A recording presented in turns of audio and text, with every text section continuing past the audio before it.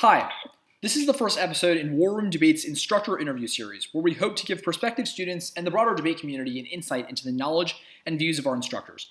The War Room Debate Camp is an affordable, high-quality, and online workshop from June 21st to July 3rd for just $200 if you sign up by May 24th this Sunday. The link to view our instructors' qualifications, camp setup, and to register is in the description below. Without further ado, I'd like to introduce today's instructor, Michael Kurian. Michael was an LD debater for Dulles High School who accumulated 5 career bids, qualified to the TOC twice, made it to finals of the Mid-America Cup, and has now coached debaters to elims of the TOC and TFA State. Michael is an expert in post-structuralism, Nietzsche, and psychoanalysis, among a litany of other topics. How are you doing today, Michael? I'm doing great, Nevin. It's glad to hear from you. You too. So let's jump right in. Recently, I think we've observed in the debate metagame a large uptick in the number of psychoanalytic positions, from straight-up psychoanalysis to positions based on it, such as Afropes. Could you describe the central claim and tenets of psychoanalysis and the ways that it's commonly utilized in debate? Sure. So psychoanalysis starts with Freud, and it's a theory that forwards the idea that unconscious lack is what governs our desire. And this unconscious lack is something that's solidified in us when we're children and continues to inform what kind of enjoyment we pursue as adults. The problem here is that pursuing such enjoyment is paradoxical, because actually filling such a lack is impossible, illusory, and dangerously prone to failure, because, as it posits, the things we desire at any given moment are really just placeholders for something that we've already lost during our time growing up from infancy. This idea extends itself through Jacques Lacan, and Lacanian psychoanalysis is usually the basis for most of these debate arguments. This lack is further edified for Lacan by our inclusion within language, because words are a shallow and insufficient way of making subjects communicate with each other. And there are inevitably things that we can't put into words due to their traumatic or personally embedded nature. This causes unconscious tension and trauma to build up and ultimately develop into psychosis, which must then be resolved in therapy sessions wherein a patient literally talks their problems out of existence. And that's possible because their problems only exist in the first place because of their inability to put their unconscious subjectivity and trauma into conscious words. And you mentioned Afro-pessimism, and I mean, this is a discussion that, of course, could last for hours, but you can see how, at the top level, the 3 registers of psychoanalysis correlate with the 3 markers of Black experience in Afro-pessimism. The symbolic correlates with general dishonorment. The imaginary, which is a term that describes the way that social connectivity is created out of interconnecting words. You can see how the imaginary relates to natal alienation, because Afro-pessimism posits that Blackness is blocked off from its natal ancestral chain. And lastly, the concept of the real correlates with that of gratuitous violence. And it's a theory that is often utilized in relation to race and other topics as well. Awesome. I thought that was a really in-depth explanation.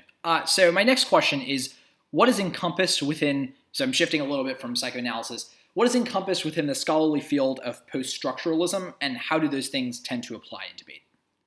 So post-structuralism refers to late 20th century philosophy. And that era of philosophy seeks to overturn the idea that the world, society, and human behavior can be reduced to fundamental rules or structures. This means post-structuralism is antagonistic towards liberalism, conservatism, and capitalism, but it also means that it's antagonistic towards things like Marxism and psychoanalysis, because it contests the claim that history is contingent on universal principles, such as material development for Marxism or unconscious desire for psychoanalysis. What this looks like in debate is people reading arguments like Deleuze against psychoanalysis and biopolitics against Marxism.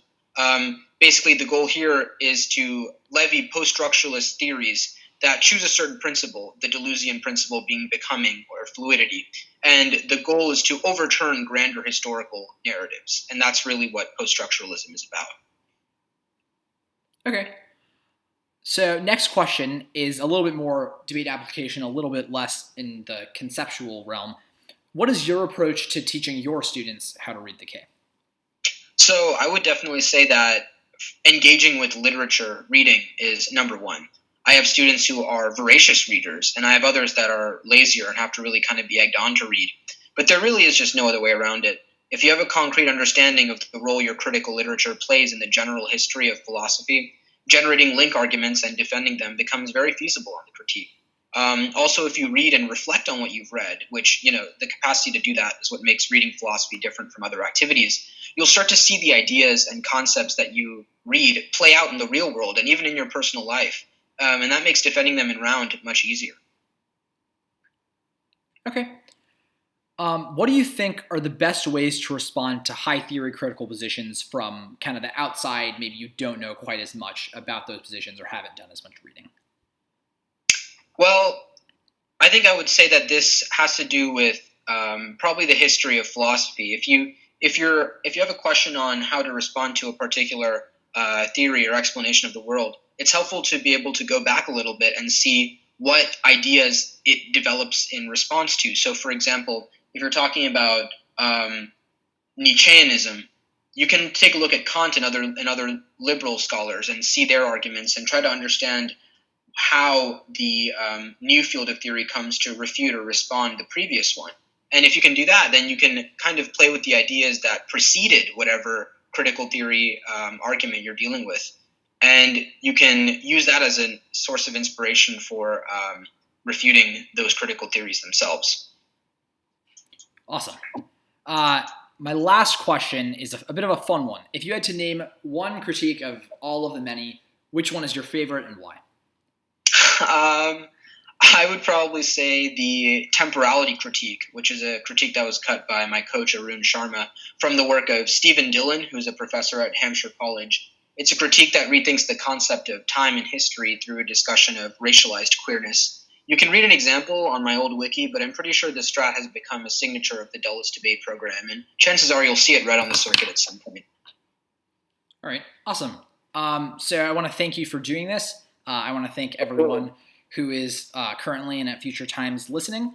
Michael, again, is going to be teaching and spreading more knowledge at the online War Room Debate Institute this summer, and we hope that you'll join us. Bye, Michael. Bye.